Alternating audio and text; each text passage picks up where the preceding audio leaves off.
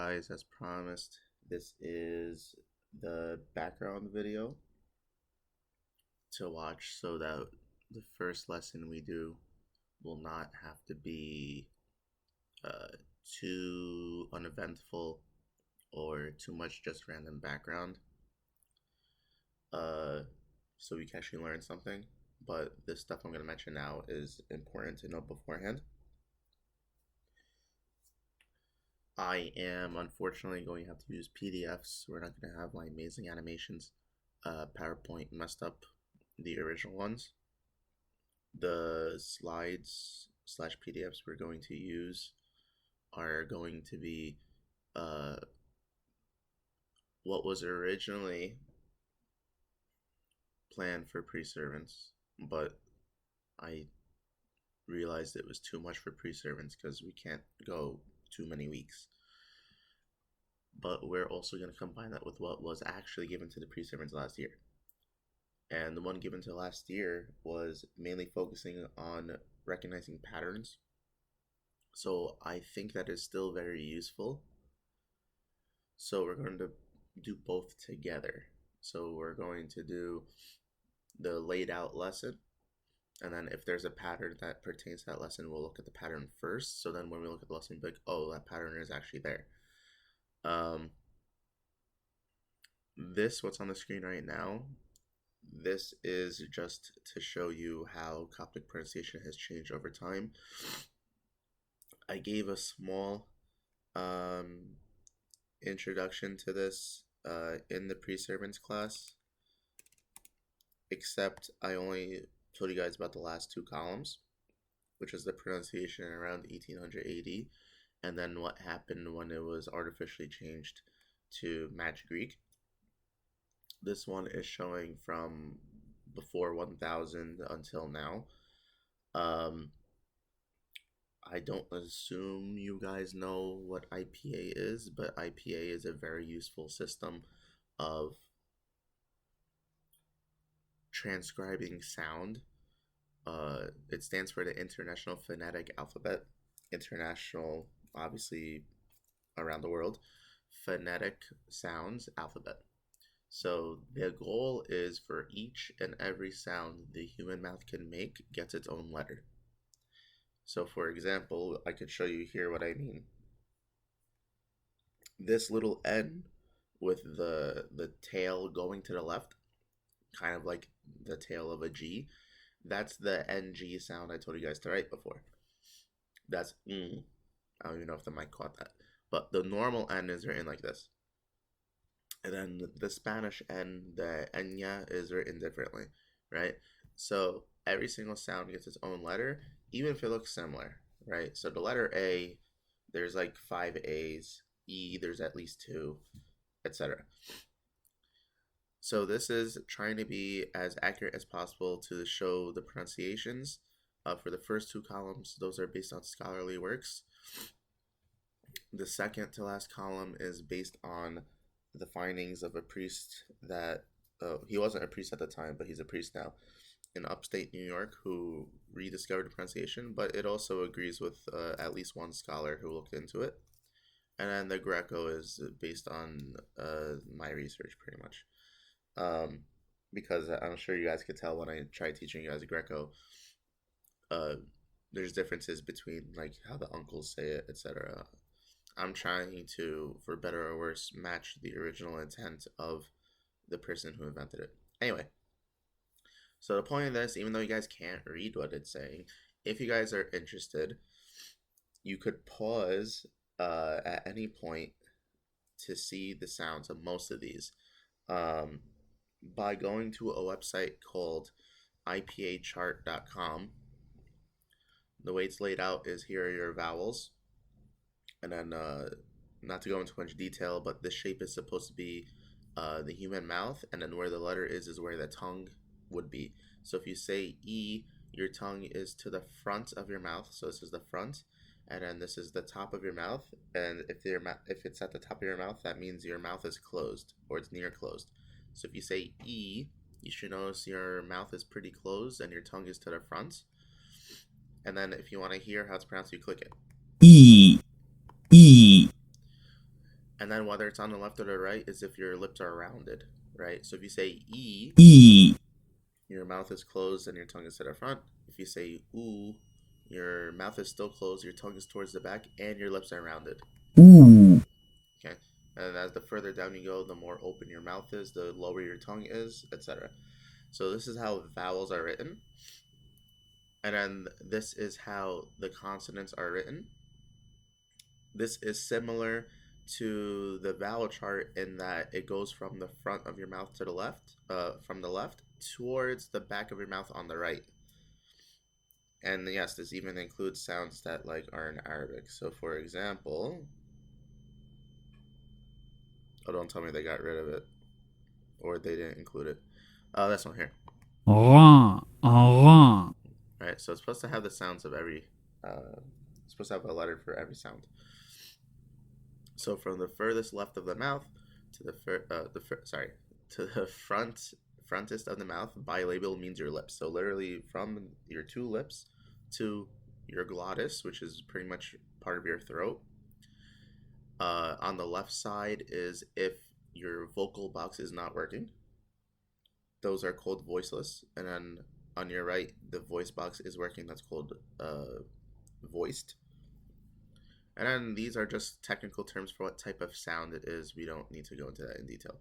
So, for example, this was supposedly the sound of vita or vida originally, but what sound is that? I would describe it as you're making a V sound with only your lips. But how does that sound?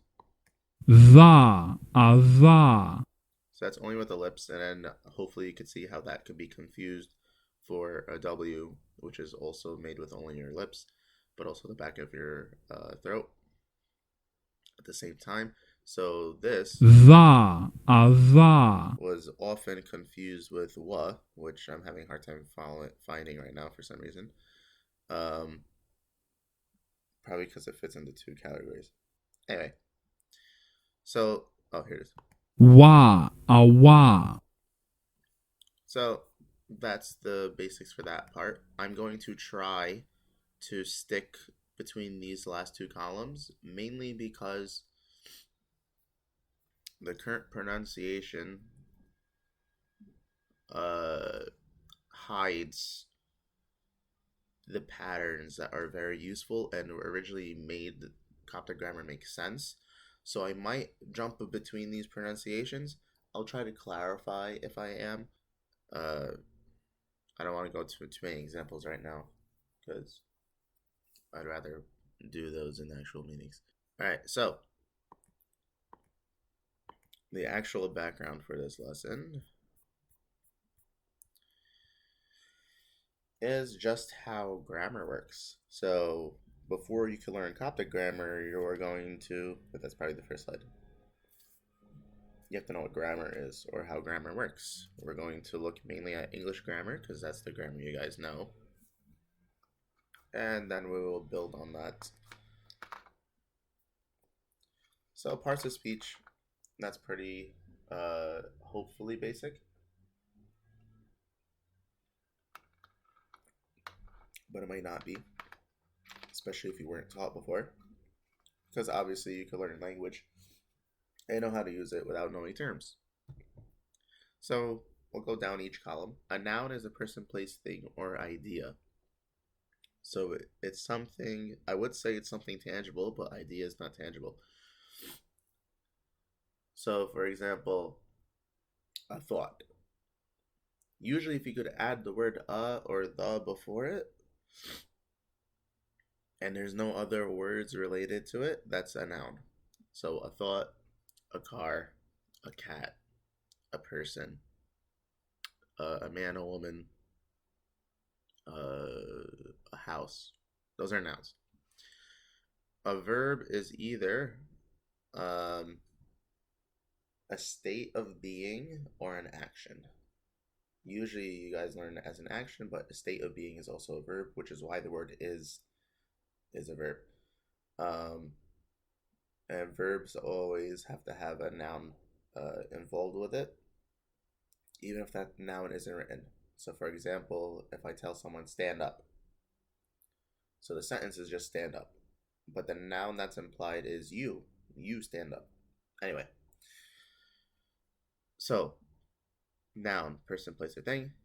Verb, an action or state of being. An adjective is a describer word, and that describes nouns. So I said before there's a car, but if it's a red car, red is the adjective. An adverb is very versatile. It's very versatile. Adverbs is another type of describing word, but it describes either a verb, hence adverb, an adjective, or another adverb. So, what are some examples? If you tell someone to run, you can also tell them to run fast.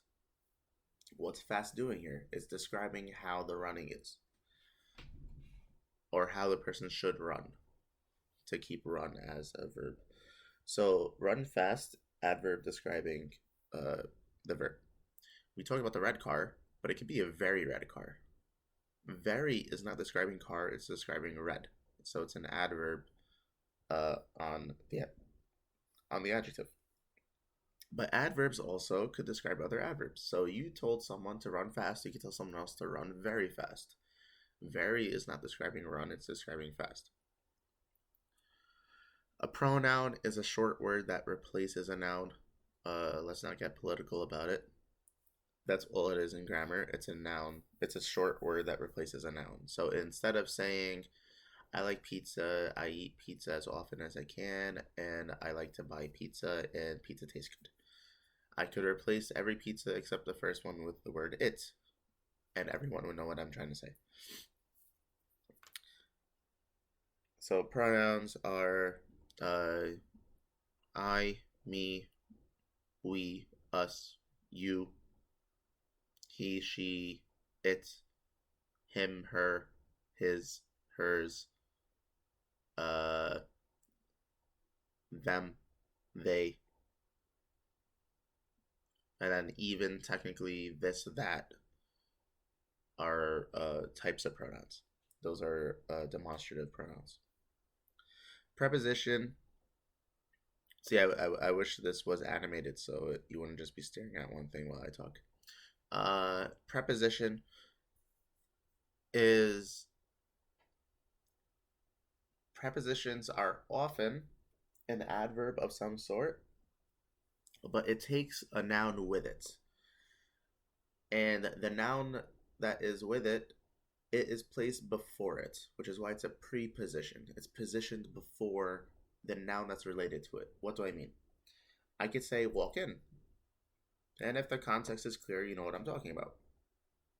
I don't have to say walk in something. If I have to say in something, that in is not an adverb anymore, but it's a preposition.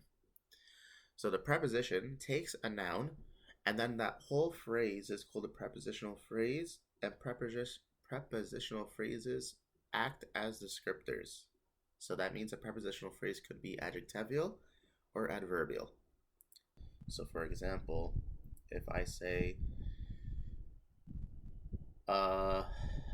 speak to the man in the car. Speak to the man in the car. So in the car, it's giving you a positional idea. So that's one thing prepositions do. They do position and time, and I'm sure there's something else, but position, time, even ownership. So the man in the car. So in the car is a phrase, and it is describing not your talking, but the man. Now, depending on the context, it could be you're talking, but here it's talk to the man in the car, as opposed to talk in the car to the man, right? So talk in the car to the man. In the car there wouldn't be an adjective, it would be an adverb describing the talking. So that's the idea of a preposition or prepositional phrase. A preposition is the small little word in, on, at, under, above, that kind of stuff. And like I said, those mostly can be adverbs as well. The difference of whether it's an adverb or a preposition is if a noun follows it. And that noun that follows it is part of the phrase. Conjunction, that is a connecting word, like and, but, for, but the for meaning because, not the for meaning I'm doing this for you, and that would be a preposition. Um, so they connect either nouns, verbs, or even sentences, or other adjectives. They are connecting words. Even the word that, when it's used as I thought that you did this, that there is a conjunction as opposed to the that in I did not know that, right? Meaning that thing. The that in that case would be a pronoun. So unfortunately in English, the word that has multiple uses, and depending on the use will be a different part of speech. To the point where in other languages, those different words for that would be different words. Those different uses for that would be different words. Sorry. So like in Coptic, if you're trying to say that thing, you would say fi or thi or ni. But if you're saying like I didn't know that blah blah blah blah blah, you would use je, etc. It would be something else. A determiner, it's a interesting part of speech. I only figured it out recently due to preparing this because I was originally gonna put articles. So articles would be the or right? And what they do is they tell you how specific the object is. So that's why there's a definite article and indefinite article. It tells you how definite that object is. So the would be a definite article, a would be an indefinite article. But articles fall under the category of determiner. The determiner, it just determines what specific thing we're talking about. It could be, some people go as far as to say, if I were to say two things, two there would be a determiner. You could argue it's an adjective also, but it's just a little word part or a little word that is added to tell you how specific it is. So, for example, let me get everyone's favorite source, Wikipedia. Let me get Wikipedia to see how it defines determiner. So examples include articles, the or a, demonstratives, this or that, meaning this thing, that thing, as opposed to a thing, the thing. The this and that before the word thing is a determiner. Possessive determiners, meaning my thing, your thing, their thing, that would be a determiner. And then some even say quantifiers, meaning many or both, which is the example I was saying with one or two. But I guess many and both are a better way of looking at it. Now, what's good about determiners is most of the time in Coptic, those determiners would actually just be prefixes. So I thought it would be better to use the term determiner as opposed to article. Some Coptic scholars, they'll call it, for example, the demonstrative article, but a demonstrative determiner would be a better term, or a possessive determiner would be a better term than uh,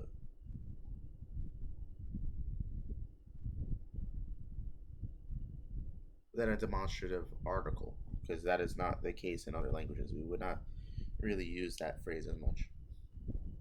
That being said, I think I spent enough time on parts of speech, but it's a good as a background framework because when I get to the lessons, I'm not going to, unless you guys ask me, go too much in detail about what a noun is. I'm just gonna be like, this is a noun, and we use this before a noun, the noun, blah blah blah blah, right?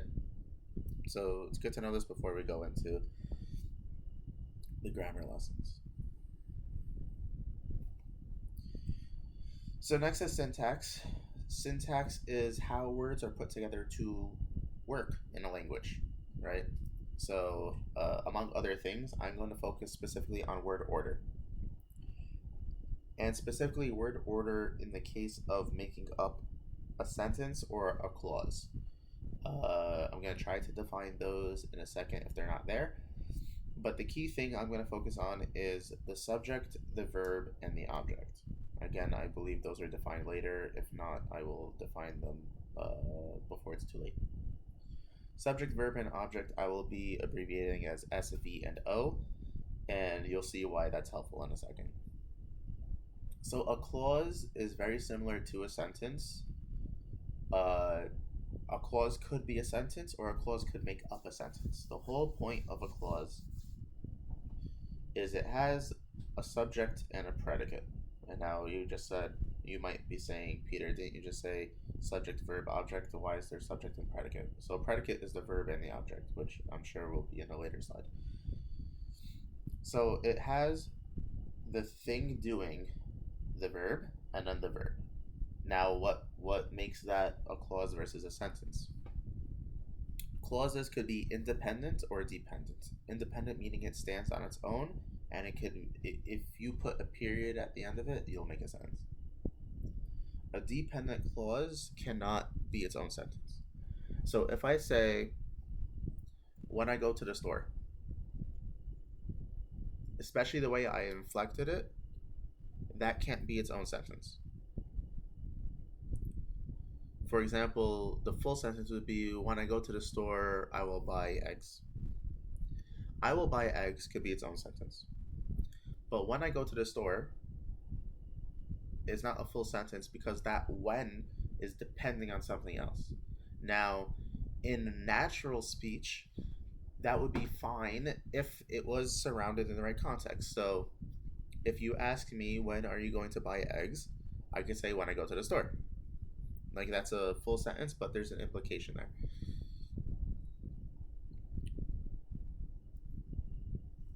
So, a subject, you can think of it as the main character in the clause, along with its related terms, meaning the adjectives or the determinatives or the determiners, whatever term I use, both are fine. Determinative and determiner are equal terms. And it's usually a noun. The subject is usually a noun. It could also be a pronoun, it could be an adjective being used as a noun, but the key thing is it's a noun. Because a person, place, or thing, or rarely an idea, will be the thing that does something or has a state of being. The predicate is everything else in the clause. And the main part of it is the verb, and the second main part is the object. I did not define object. So object is what receives the action of the verb. All right, we'll have an example later. But the object receives the action of the verb, and there are different types of objects. And again, that will play a role later, maybe. Coptic is pretty flexible, for better or worse.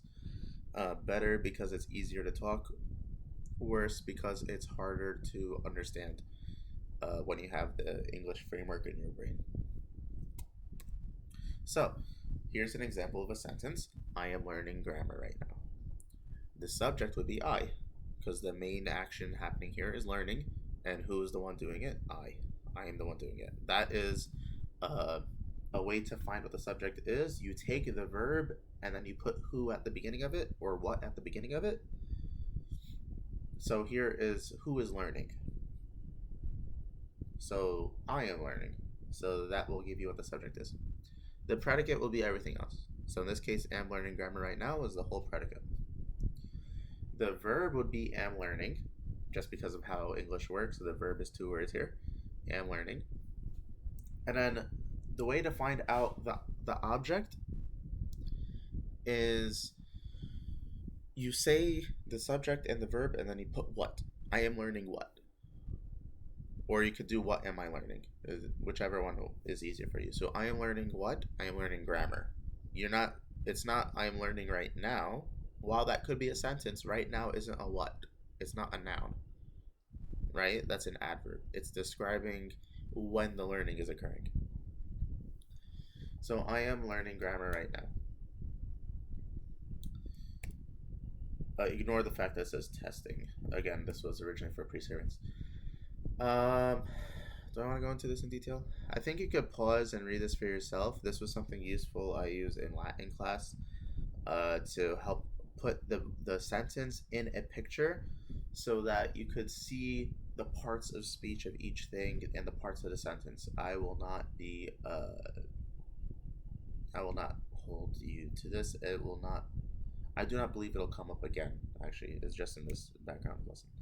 So here I am learning grammar right now. It looks like this. the subject is I, the verb is am learning, and then am learning what? I am learning grammar. Hopefully you guys can see the mouse because I'm motioning with it. I am learning grammar, but we still have right now. So what is right now doing? It's describing the learning. Is the right describing the learning? No. The now is describing the learning. So the now is being an adverb, and then right is describing the now. Right now. So syntax, if you remember, I said it's word order. So it's based on what goes in what order. Is it the verb first? Is it the subject first? Is it the object first? And then this question I would ask you, and I'll give you a few seconds to think about it, or you can pause to answer it. In English, what order do you think occurs most common? And this is why it's abbreviated as one letter, so you could put the order more easily than writing out the words like object, then verb, then subject. So think about this, and if it helps you to think, look back at the sentence. So we have subject, and then there is also verb, and then there is object. But in what order do we normally put it in English?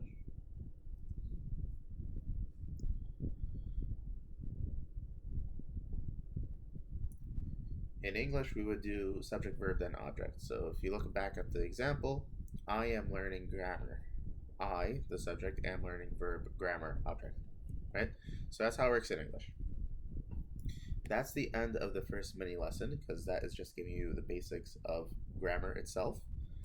Now we're going to do the basics of Coptic grammar or Coptic syntax, which is the name of this second lesson.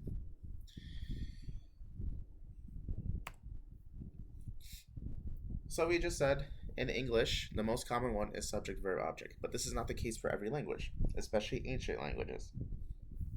Latin, for example, would have subject, object, then verb.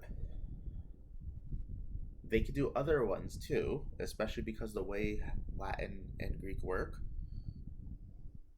But in Latin, subject, object, verb. In Greek, you could do verb, subject, object because of how the grammar works. I'll go quickly over how the grammar works just so you can have a little grasp of what I'm saying. In Greek and Latin, the ending of nouns and maybe verbs. Yeah, endings of nouns and verbs. They tell you how the word is being used. The key thing is nouns here, right? So, for example, the word I'll do with Latin because I took Latin more than I've taken Greek. So the word or the name Peter in Latin would be Petrus, right? So Petrus would mean Peter is the subject. Petri would mean Peter is owning something. He is possessing something. Petro has two meanings. Petro could be either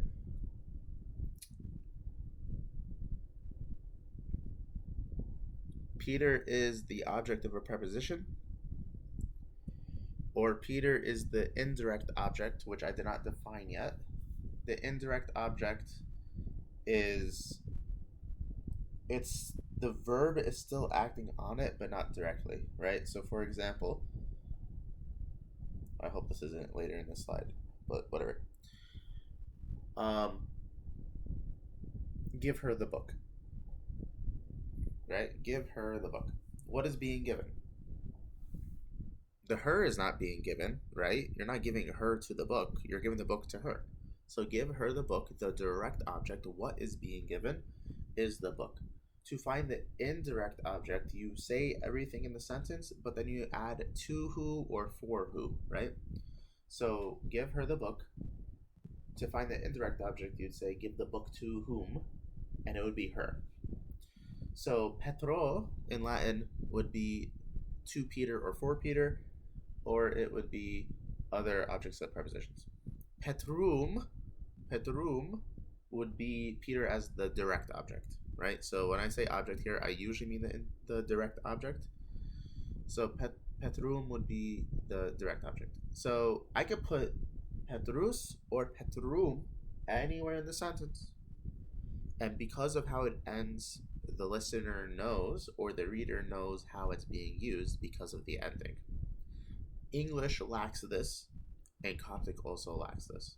But Latin and Greek had this, so they could put the word order however they wanted. Now, in Coptic, despite what I just said, despite me saying Coptic does not have a system like Greek and Latin where the ending of the word tells you how the word is used, Coptic still is very flexible in where you could put each part of the sentence.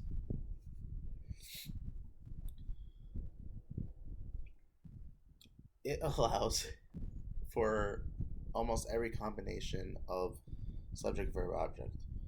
The only one I did not write is subject, object, verb, which I'm sure if I look harder, I might be able to find that.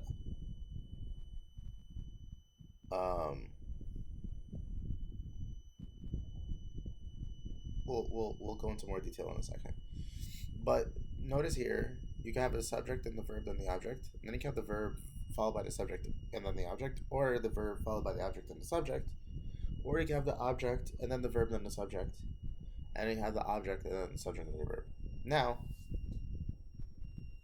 the reason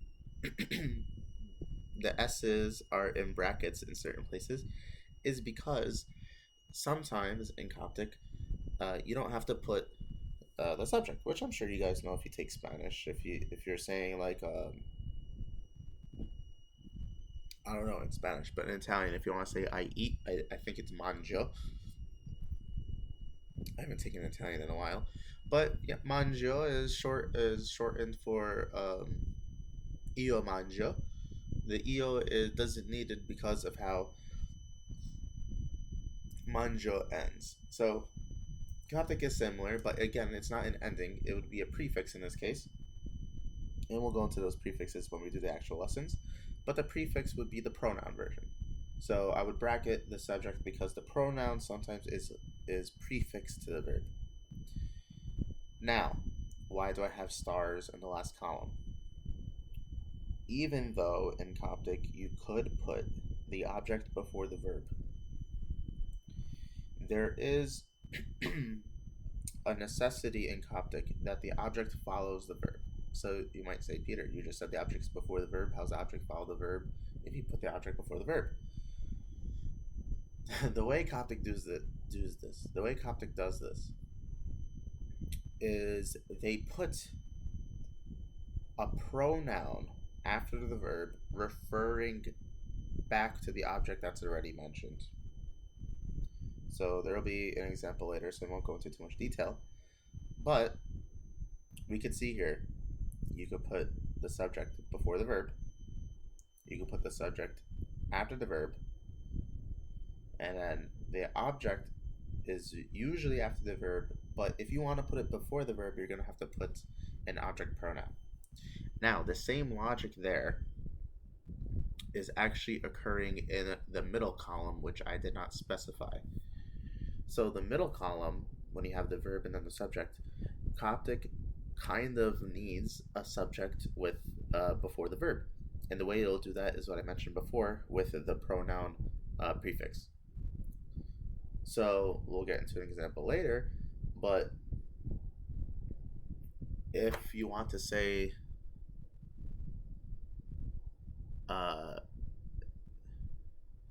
Peter is teaching, in Coptic you could say he is teaching Peter.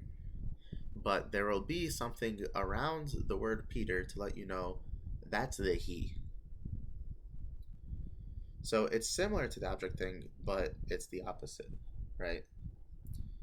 Because the pronoun would be with the verb and then the clarifier would be after, where the object would be the opposite, where the full thing would be before the verb and then the pronoun would be after to go back to it. Here are actual examples. Oh, not yet. I feel like I said most of this. Oops. Yeah, I said most of this. So you can pause and skim the first two bullet points if you wish, but it's what I said already. Um, What Coptic does is they use something called markers or prefixes, and that will tell you if it is the subject or the object. So there is an object marker and there is a subject marker, and we will go more into detail on that in lesson 5. And just a reminder, this is lesson 2, so in reality, it's like lesson 3 for you guys when we actually do it. So here's an example of Peter took the pen, written in every single order I mentioned already. And then on the right side, I have a literal word order translation, meaning I translated word by word and ignored grammar, except the third one I put did to try to make it clear in English. And then you could see in the last two how I have the word it grayed out. I technically should have done the same thing for the second and third one. I should have put a grade he. But I did not for a few reasons. One of them is just understanding how the language works. It wouldn't make sense to do that, but that is literally what's happening. So the first one is the normal way. Petros avci epikash. Alright, Petros avci epikash. Peter took the pen. Okay. Whatever is in yellow is a marker. So that marker before pikash is telling you, hey, this is the object. Avci enge Petros empikash. So we just saw from before, M before empikash is telling you this is the object. So what could enge be? Enge is telling you the next word or phrase is the subject. So avci by itself literally means he took, right? And the reason I didn't put a he in the literal word order is because then technically the first sentence above it would be Peter he took, which isn't how conjugation works in any language. Like, yes, there is an implied third person, but you wouldn't add the word he. So I was going off that logic when I made these slides. So Enge is saying Peter is the subject, and then the M is saying the pen is the object. So if that's the case, what's stopping us from flipping the two? And we could say avci epikash enge Petros. There is nothing stopping you, and that is allowed in Coptic. Now, the last two examples, we put pikash at the beginning, almost as a way to emphasize the pen. But we still need to put an object after the verb, like I said before. So what do we do here? Pikash, avci, enge Petros. So enge is saying Petros is the object. And we put emof. Emof means him or it. So what's it here? The it is referring back to the pen. So Pikash, avci, enge Petros, emof. The emof is needed, or the sentence does not make too much sense. That redundancy is what allows understanding to be more clear. Like in English, you don't need that redundancy, but in Coptic you do, because in Coptic we use markers where other languages would use completely different forms. And the same thing in the last example, Pikash Petros avci emof. So here it's a little tricky or confusing because there's two nouns in a row, and it does not help that emof means him and it. But it would not make sense for the pen to take Peter, and usually, like I said, subject object verb is not common. So in this case, it would be the avci is going to Petros, so Peter took it, and the it is going back to the pen. Last thing, I think. Yes, last thing. This will be more pertinent for if you look at manuscripts. Some liturgical texts did try to modernize, but Coptic, as its original language, has no punctuation at all. There are no periods. There are no question marks. There are no quotation marks. And believe it or not, what we use always, without even thinking, spaces is a punctuation. And Coptic lacked that also. to the point where if they're writing on a piece of paper and they ran out of space, they'll just continue the word on the next line. They had no concept of a hyphen, so they would just keep writing, keep writing, keep writing, and no one would care. They understood it. So I'll be nice, which is a nice or a simple translation of magnanimous. I'll be nice, and I will give you the spaces to delineate words. But keep that in mind that spaces are not originally there for when you think of, well, why is this a pronoun? Why is this a prefix? Like we're gonna learn later, the word for the is always a prefix. Why is it a prefix? Well, you have to keep in mind there were no spaces to begin with. All of these things are one. The spacing convention differs from scholar to scholar. So, for example, I saw recently there was someone that would make uh, the marker M as its own word. So they would do Petros space Avci space M space maybe even P space Kosh. I don't recall if they separated the word P for the word the. But some people do it like that. Some people separate it for even something as simple as that. Some people do the opposite. Some people group words together around a stressed syllable. So if there's one syllable that has a specific stress in a phrase, they're going to write that whole phrase without any spaces. I'm going to do what is typically done in our texts, depending where spacing goes. But you might notice if you look somewhere else, they will space differently, and that is perfectly fine. So these are the sample sentences I had before. This is what it would look like if you read it from a manuscript. You can see, for example, between the first line and the second line, the word Petros is split, but no one would like bat an eye. That's normal. They could read. They could read through that. And that is the end of this. If you have questions, let me know. We will begin soon. I will text you guys with the day and the time of when we will meet. And then I will also send you guys a Coptic dictionary and the Coptic keyboard app for your phones. Text me if you have any questions. See you guys.